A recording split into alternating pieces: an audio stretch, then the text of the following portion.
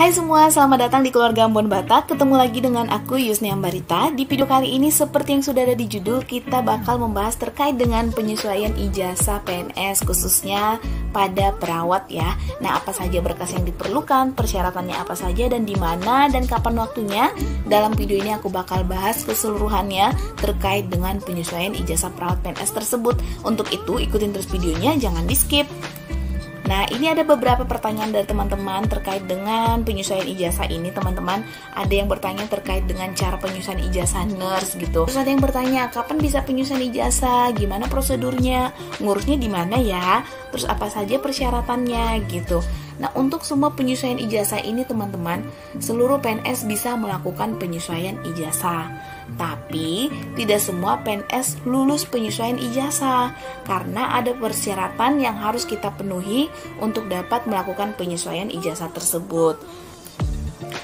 Nah, dasar-dasar hukum terkait dengan kenaikan pangkat pegawai negeri sipil itu, teman-teman, ada diatur pada Peraturan Pemerintah Nomor 12 Tahun 2002 tentang perubahan atas Peraturan Pemerintah Nomor 99 Tahun 2000 tentang kenaikan pangkat pegawai negeri sipil. Yang kedua, Peraturan Kepala Badan Kepegawaian Negara Nomor 33 Tahun 2011 tentang kenaikan pangkat bagi pegawai negeri sipil yang memperoleh surat tanda tamat belajar. Nah, untuk persyaratan kenaikan pangkat atau persyaratan penyesuaian ijazah, teman-teman bisa searching dalam website BKN ya.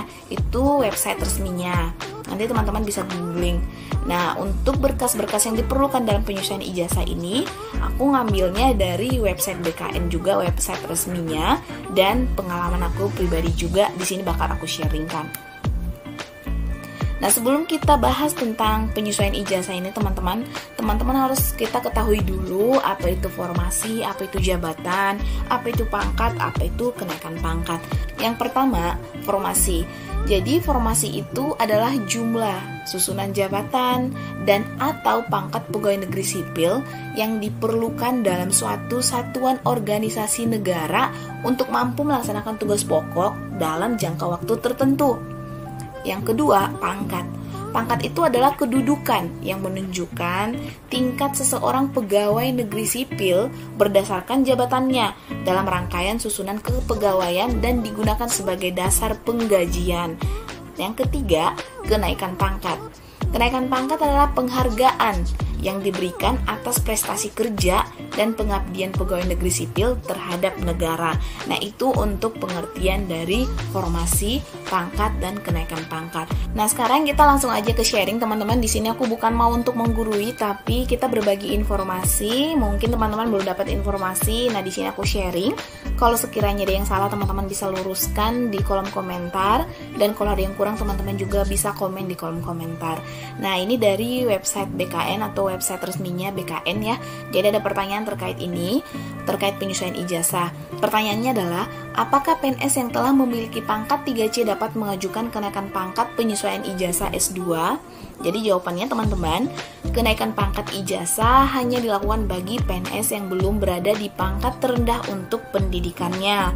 Jadi jika PNS dengan golongan 3C memperoleh ijazah pendidikan S2, maka bukan merupakan kategori kenaikan pangkat penyesuaian ijazah karena telah lebih dari pangkat terendah pendidikannya atau 3B, sehingga hanya merupakan kategori peningkatan pendidikan atau pencantuman gelar. Nah, sekarang kita masuk ke contoh kasusnya ya, teman-teman, biar kita lebih paham lagi. Nah, misalnya gini nih.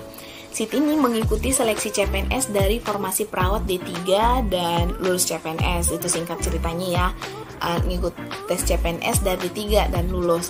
Kemudian setelah mengikuti kenaikan pangkat sampai ke golongan 3C, jadi maksudnya kan kita lulus dari D3 ngambil CPNS, golongan kita itu 2C. Kemudian 2 tahun atau beberapa tahun kemudian naik pangkat 2D, kemudian dari 2D 3A, 3A ke 3B, kemudian 3C gitu. Jadi ada beberapa tahap yang harus kita ikuti untuk dapat kenaikan pangkat ini sampai ke golongan 3C. Ada proses yang kita harus lewati gitu, teman-teman. Nah, kita lanjut lagi kasusnya. Kemudian, Tini hendak melakukan kenaikan pangkat penyesuaian ijazah sarjana keperawatan nurse atau profesi. Nah, si Tini tersebut tadi kan dia tes dengan D3. Sementara dia udah punya ijazah nurse sebenarnya, tapi karena formasi yang diterima saat CPNS itu D3, maka Tini ini ngambil formasi yang dari D3. Ngerti ya? Paham ya teman-teman ya? Nah, kasus seperti ini teman-teman, ketika Tini hendak melakukan kenaikan pangkat penyesuaian ijazah nurse-nya, maka Tini bukan mendapatkan kenaikan pangkat penyesuaian ijazah lagi, tapi ke kategori peningkatan pendidikan atau pencantuman gelar.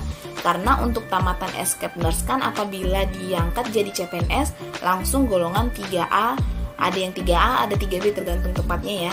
Jadi ketika Tini hendak melakukan penyesuaian kenaikan pangkat penyesuaian ijazahnya tersebut yang nurse, maka yang didapat bukan 3B, malah lebih rendah gitu, enggak. Tapi tetap 3C, namun dilakukan pencantuman gelar, bukan AMD Cap lagi tapi menjadi escape nurse gitu teman-teman, kurang lebihnya ya. Nah, kemudian ada pertanyaan berikutnya. Apakah ijazah pendidikan yang diperoleh sebelum menjadi PNS dapat diajukan kenaikan pangkat? Nah, kayak kasus yang tadi ya, si Tini tadi, sebenarnya dia udah wisuda nurse, namun mengikuti seleksi CPNS dengan menggunakan ijazah D3 gitu. Nah, jadi jawabannya teman-teman bisa ya. Jadi kenaikan pangkat itu, kenaikan pangkat penyesuaian ijazah bagi yang telah memiliki ijazah pendidikan lebih tinggi sebelum diangkat jadi PNS dapat dilakukan apabila gelar pendidikan sesuai dengan jabatan atau formasi. Nah, apa itu jabatan atau formasi teman-teman? Tadi kita udah bahas. Nah, semoga teman-teman paham gitu ya. Nah, contohnya, contoh kasusnya teman-teman ini biar lebih paham. Misalnya nih, ini untuk lulus sarjana dapat ijazah escape nurse-nya itu sebelum CPNS. Misal, Mr. X mengikuti seleksi CPNS tahun 2019 dengan formasi perawat D3 di puskesmas. Namun sebenarnya si Mr. X ini sudah tamatan S1 keperawatan nurse. Hanya saja saat penerimaan CPNS, formasi yang diterima dari pendidikan D3. Maka Mr. X mengikuti rekrutmen CPNS dari D3 dan lulus. Nah, kapan dapat penyesuaian ijazahnya? Nanti si Mr. X ini bisa konsultasi ke BKD masing-masing. Karena tergantung BKD masing-masing teman-teman, apakah mereka bakal menyarankan 2 tahun kemudian setelah teman-teman menerima SK 100 atau nanti tergantung dari SKP atau angka kredit yang teman-teman penuhi. Nanti mereka bakal jelasin. Nah, sekarang kita ke contoh kasus kedua. Jadi, contoh kasus kedua ini lulus sarjana atau mendapatkan ijazah escape nurse-nya setelah CPNS atau setelah PNS. Misalnya gini, si Mr. X ini mengikuti seleksi CPNS tahun 2019 dengan formasi D3 di puskesmas atau formasi perawat ya, perawat D3 di puskesmas. Namun sebenarnya si Mr. X ini juga ketika melakukan perekrutan atau mengikuti perekrutan CPNS ini, si Mr. X sedang mengikuti perkuliahan escape nurse-nya, tapi belum diwisuda. Hanya saja Mr. X ini mengikuti rekrutmen CPNS dan D3 dan dia lulus. Nah, kasus ini teman-teman, aku kurang tahu apakah bisa penyesuaian ijazah atau apakah bisa kenaikan pangkat penyesuaian ijazah escape nurse-nya, kurang tahu. Tapi teman-teman bisa konsultasi ke BKD kapan dan bagaimana persyaratannya untuk yang seperti kasus seperti ini. Nah, beda cerita kalau teman-teman sudah PNS nih, terus melanjutkan pendidikan S1 keperawatan nurse. Nah, apakah bisa melanjutkan, apakah bisa penyesuaian ijazah? Menurut aku bisa, karena ada senior yang seperti itu bisa melakukan penyesuaian ijazah. Yang terpenting ketika teman-teman melanjutkan pendidikan, ada izinnya, izin belajarnya gitu, izin tugas belajar teman-teman.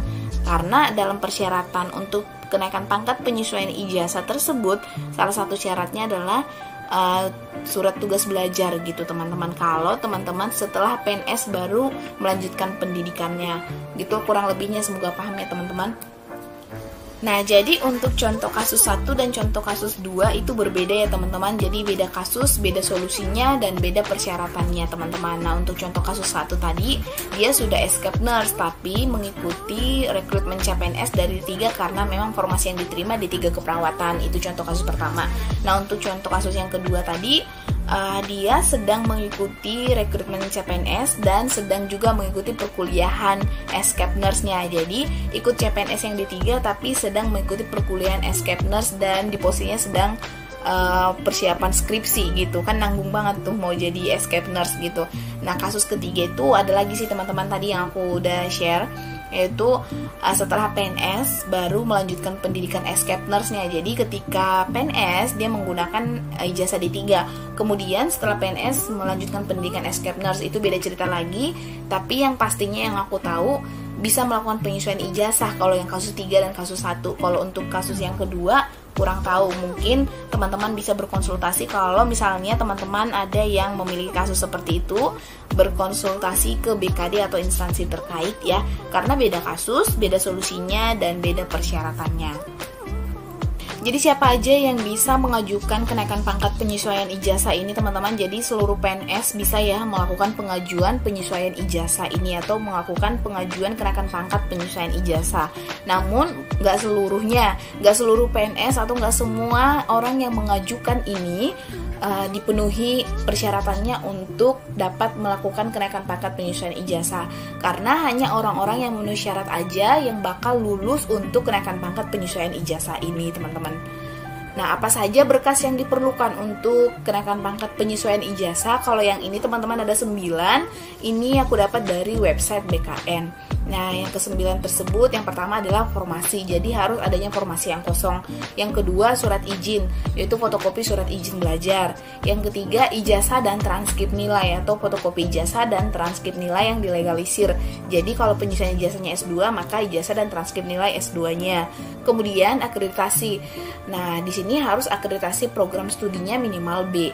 Kelima, uraian tugas. Uraian tugas ini ditandatangani serendah-rendahnya oleh eselon 2 bagi yang melaksanakan izin belajar. Yang keenam, surat tanda lulus, yaitu surat tanda lulus pangkat penyesuaian ijazah bagi yang melaksanakan izin belajar. Yang ketujuh, sasaran kerja pegawai atau SKP. Jadi SKP ini dikumpulkan, yaitu SKP 1 tahun terakhir. Nah, kalau teman-teman yang baru naik pangkat pertama kali atau yang baru punya ya masih CPNS ya, yang SK 80 mungkin kurang tahu apa itu SKP. Tapi kalau teman-teman yang udah SK 100 otomatis tahu deh apa ini SKP. Nah, kemudian yang ke-8, kenaikan pangkat terakhir. Nah, kenaikan pangkat terakhir ini teman-teman fotokopi SK-nya aja. Jadi kalau misalnya SK terakhirnya 3C atau 3A atau 3B, maka fotokopi SK kenaikan pangkat terakhir itu yang bakal dikumpul. Kemudian ke-9, angka kredit. Jadi teman-teman harus memenuhi jumlah angka kredit bagi jabatan fungsional. Nah, jabatan fungsional itu siapa saja? Atau contohnya siapa ya? Kita perawat pelaksana yang ada di puskesmas, atau bukan hanya perawat pelaksana, bidan juga di puskesmas gitu. Nah, ini untuk pengalaman aku pribadi pengurusan kenaikan pangkat penyesuaian ijazah teman-teman, kurang lebih 8 berkas yang dikumpulkan. Tapi untuk persyaratan pengumpulan berkas ini teman-teman bisa tanyakan langsung ke Kasubag Kepegawaian teman-teman semua di Dinkes ataupun langsung ke BKD. Jadi untuk yang aku pengalaman pribadi ada kurang lebih 8. Yang pertama, surat pengantar dari pimpinan unit. Kemudian fotokopi SK kenaikan pangkat terakhir, karena memang sama sekali saat itu aku belum pernah naik pangkat. Jadi yang aku pakai disuruh kumpulkan itu SK 80% dan SK 100%. Kemudian yang ketiga, SKP 2 tahun terakhir. Keempat, fotokopi sertifikat latsar. Kelima, fotokopi yang dilegalisir ya, ijazah dan transkrip nilai saat daftar CPNS. Kemudian yang keenam, fotokopi yang dilegalisir juga, ijazah sarjana dan transkrip nilai atau ijazah yang mau dilakukan penyesuaian. Kemudian yang ketujuh, pangkalan data dikti. Kedelapan, angka kredit. Nah, teman-teman, ketika pengurusan seperti ini harus rajin-rajin mencari tahu informasi atau menghubungi kepegawaian di Dinas Kesehatan ataupun langsung ke BKD, karena ada beberapa berita terupdate ataukah berkas kalian kurang atau gimana-gimana gitu. Jadi teman-teman juga harus update informasi.